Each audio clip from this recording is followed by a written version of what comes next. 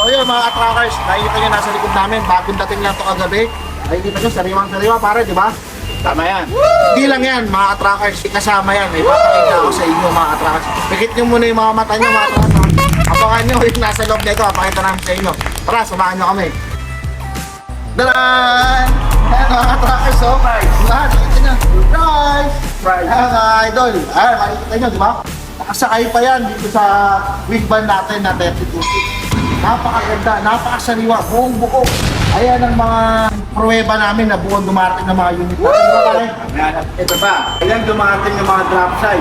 14 feet. Hira lang yan. Bakit hira mga trackers? Ayan, ito Isuzu MTR 85Y. Ayan, limited edition kasi chrome ang upper niya. Ayan, yung top bearings niya. Ayan, chrome ang side mirror. Ayan, original yan from Japan. Ito pa. Molly ang harap at likod.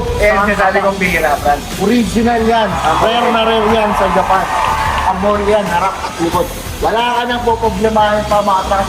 14 feet, aluminum drop side siya. Drop side siya, 14 feet to mga truck. 6 ton, ayan, yung gulong, napakaganda. Napakasariwa, ayan, makikita nyo. Pre, pakita mo yung chassis pre. Gaano kasariwa dyan.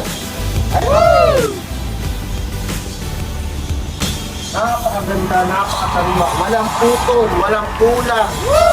Diba?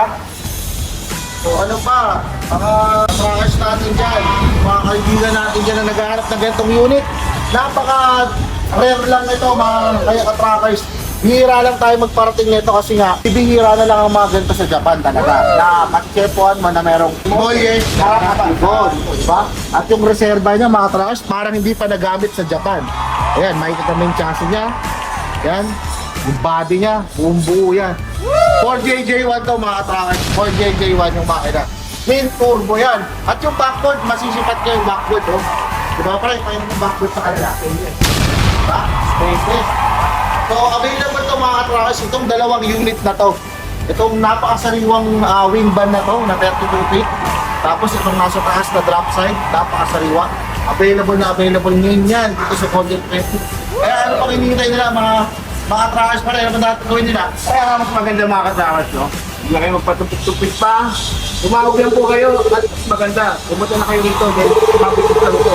Mga katrackers, nandito pala, makikita nyo pa paano kami magpagdala ng mga sarili dito. Nasabay na namin yan. Kaya mga trackers, complete build unit. Kaya naman namin sinasabi sa unit namin. CBU units from Japan, original from Japan. Ito, ang katibayan na buwan dumating ng mga unit natin.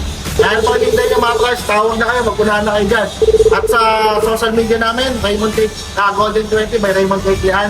Siyempre, Golden 20 Trading by Carlo Villanueva. So yan mga trackers, tawag na kayo ha. Tawag na kayo, nandiyan yung number natin. Punahan na kayo dito sa unit to. Kaya na at bisitahin nyo dito sa planta habang hindi pa natin nabababa. Gusto nyo, pagkapunta nyo dito habang nandito pa to, kayo na magbaba. Diba?